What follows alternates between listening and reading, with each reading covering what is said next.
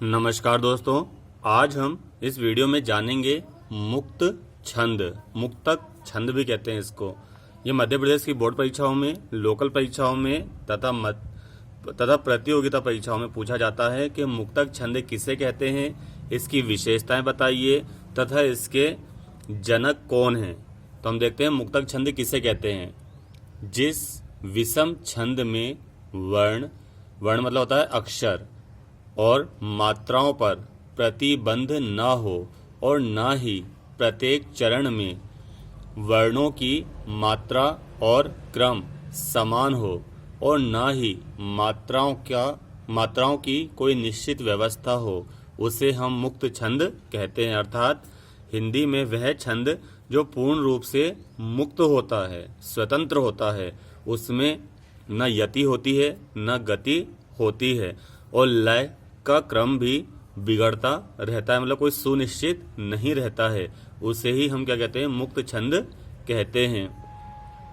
तो जिस छंद में यानी जिस विषम छंद में वर्ण और मात्राओं पर कोई प्रतिबंध नहीं होता है, ना तो आप कोई सा वर्ण ले सकते हैं, आप कोई सी मात्राओं का निर्धारण कर सकते हो, नहीं भी कर सकते हो, न ही प्रत्येक चरण में वर्णों की मात्रा और क्रम समान हो, ऐसा भी कोई बंधन नहीं होता है, और ना ही मात्राओं की कोई निश्चित व्यवस्था होती है, उसे ही हम क्या कहते हैं, मुक्त छंद होते हैं। दोहा, चौपाई, ये आपस में क्या होते हैं दोस्तों, बंधे हुए होते हैं। जैसे दोहा में हमें चरणों का ध्यान रखना पड़ेगा, ऐसे शब्द लेने पड़ेंगे हमें जिसमें मात्राओं का निर्धारण होता है, वर्णों का निर्धारण होता है, परंतु मुक्त छंद में ऐसा कोई नहीं नियम होता।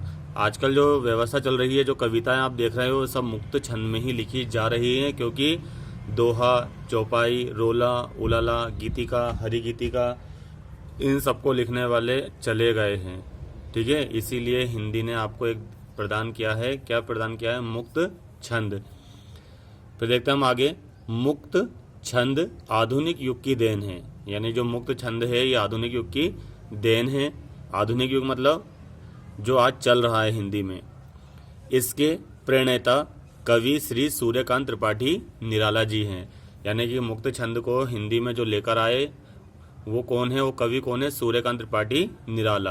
अब हम मुक्त छंद की क्या जानेंगे? विशेषताएं। मुक्त छंद के प्रत्येक पद अपने आप में स्वतंत्र होते हैं। जो मुक्त छंद होता है उसके जो प्रत्येक पद अपने आप में क्या होते हैं? स्वतंत्र होते हैं। जबकि अन्य छंदों में जो हमारे वार्णिक और मात्रिक छंद हैं, इसमें क्या होता है? प्रत्येक पद आपस में जुड़े हुए होते हैं, जबकि मुक्तक छंद में सारे पद अपने आप में स्वतंत्र होते हैं। इनमें एक पद का दूसरे पद से पूर्वापर कोई संबंध नहीं होता है।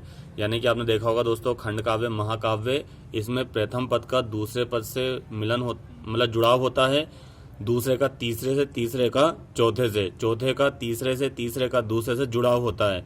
परंतु मुक्तक छंद में पहला पद अलग तो दूसरा पद अलग, तीसरा पद अलग, चौथा पद अलग, यानी कि सारे पद अपने आप में क्या होते हैं? भिन्न होते हैं। इनका कोई आपस में संबंध नहीं होता, यानी पूर्वा पर कोई संबंध नहीं होता है। तीसरा देखते हैं हम।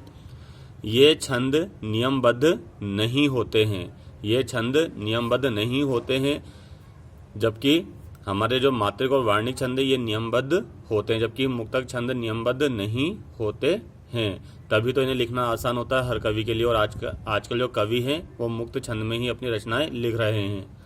फिर है चौथा बिंदु।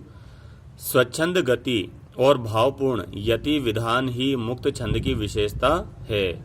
इसमें ना गति होती है ना यति होती है, ये क्या होता है? स्वतंत्र होता है, और भावपूर्ण यति विधान ही मुक्त छंद की विशेषता है।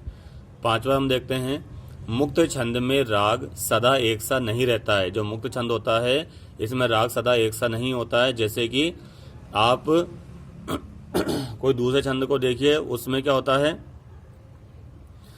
राग सदा एक सा ही होता है, यानी कि रागों का अगर हम क्रम बदल देंगे तो हमारा पूरा दोहा, चौपाई, गीतिका, हरिगीतिका बदल जाएगा। लेकिन मुक्त छंद में ऐसा कोई दबाव नहीं होता है।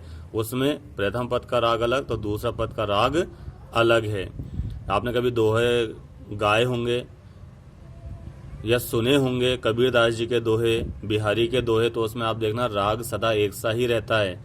और खंड काव्य, महाकाव्य में भी राग सदा एक सा ही चलता है, परंतु मुक्त छंद में राग सदा एक सा नहीं रहता है, पंक्तियों में राग बदलता रहता है। आजकल के तो दोहे भी मुक्त छंद में ही लिखे जा रहे हैं। धन्यवाद।